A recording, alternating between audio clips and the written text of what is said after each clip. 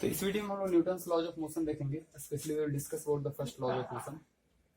तो laws of motion का starting of the discussion was done by the Galileo. उसने क्या किया कि दो ट्रायंगुलर ऑब्जेक्ट लिया and from one triangular object from certain height he dropped one object and he kept the surfaces smooth. ठीक है, दो ट्रायंगुलर ब्लॉक जो हम लोग ने लिया है उसके सर्फेसेस को ही केप्ट स्मूथ। तो यहाँ से ड्रॉप किया तो उसने देखा क्या कि स्लोली स्लोली वो सेम हाइट तक जा रहा है, till the time it attains the same height it doesn't comes to rest. उसने क्या किया, ब्लॉक के इंक्लिनेशन को डिक्रीज किया। he found that yes it again continues to travel to a large distance comparatively to come to the same height and then it comes to rest। फिर उसने जब पूरी तरह से ब्लॉक को रिमूव कर दिया, he found that this block continues to move for a long period of time and by that he gave the conclusion that an object must be exerted by an object must be acted upon by external force to maintain it a state of motion or rest।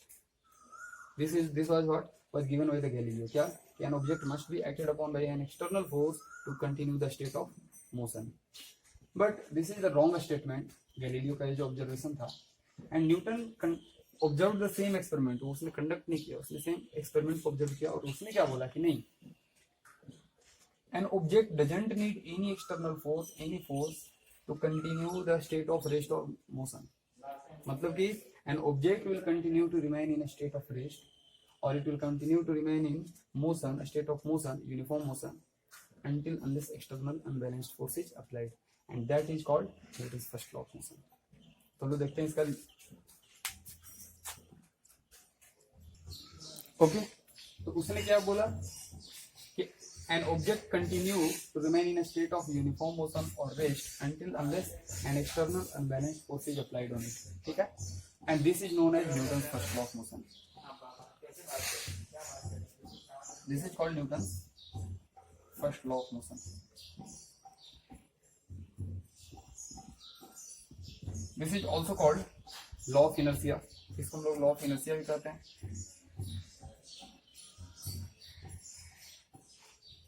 तो पहले हम लोग को जानना होगा कि inertia क्या होता है, व्हाट इज कॉल्ड इनर्शिया। तो ध्यान देना, इनर्शिया को हम लोग डिफाइन कैसे करते हैं। We define inertia as it is the inability of an object, inertia is an inability of an object to change it state of uniform motion और rest on its own.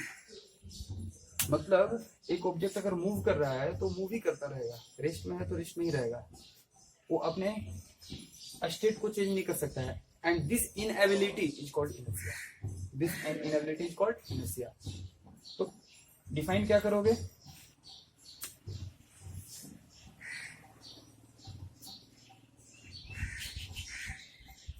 Inability of an object, inability of an object to change it's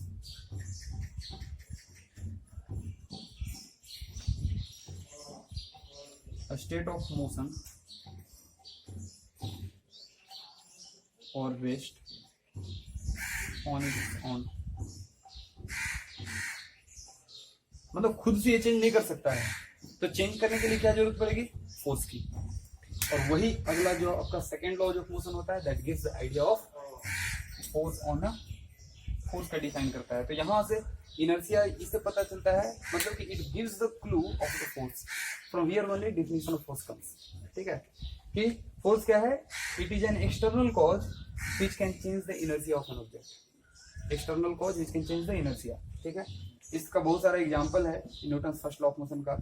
जैसे कि गाड़ी जब start होता है, ठीक है, inertia का एग्जांपल है, गाड़ी जब स्टार्ट होता है तो passengers they get backward push. ठीक है, और वही जब स्टॉप करेगा and passenger they gets forward push. ठीक है, और इसी चलते हमें सेफ्टी बेल्ट भी पहनने को बोला जाता है। ठीक है, so these are the few examples of the inertia. Even की व्हाइल अंडरस्टिंग, हम लोग कारपेट को अगर अंडरस्टिंग करते हैं तो आप अगर जो स्टिक उस तरफ थ्रो करते हो तो क्या होता है, डस्ट जो इनर्शिया ऑफ रेस्ट में है तो वो रेस्ट में ही रहता है। Carpet comes into motion and therefore dust gets separated from the carpet. Even की कैरम बोर्ड का बहुत पॉपुलर एग्जांपल है। आप अगर जो कैरम बोर्ड के जो डिस्क हैं, all those disc if you एक को एक ऊपर एक स्टैक करो और नीचे वाले को हिट करोगे तो क्या होगा, all other this disc will remain in same state, बस नीचे वाले मोशन में आ जाएगा, नीचे वाला निकल जाएगा without any change in others. तो why this is happening, striker से जब लोग स्ट्राइक करते हैं लोअर डिस्क को, तो that disc comes into inertia of motion, उसका चेंज हो गया, क्यों, क्योंकि आपने उस पर एक्सटर्नल फोर्स दिया है, बट होल अदर डिस्क पर तो हमने फोर्स नहीं लगाया, and therefore it will remain in its state. And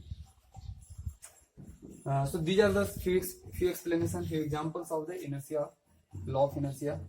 और इसमें ध्यान देना, अगर आपसे पूछा जाए कि व्हाट मेजर्स द इनर्शिया, तो mass of an object is the measure of inertia. बहुत इंपॉर्टेंट पॉइंट है, पूछा जाता है। Mass of an object is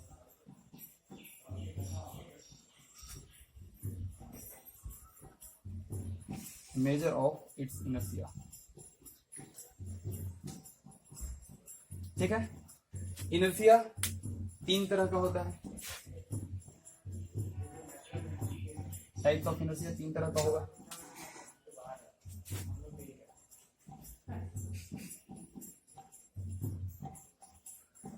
क्या क्या होगा, पहला हम लोग बोलते हैं inertia of rest, second is called inertia of motion, and third is called inertia of direction।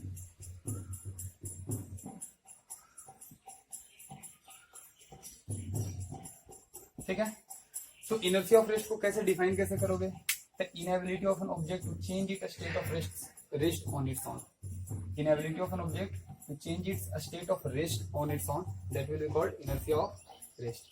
inertia of motion क्या कहोगे, inability of an object to change its state of motion on its own, and inertia of direction, inability of an object to change its direction of motion on its own। मतलब इन तीनों inertia को change करने के लिए हमें external unbalanced force की जरूरत पड़ेगी। तो for that we will discuss Newton's second law of motion, that will be discussing in the next video। Okay, thank you।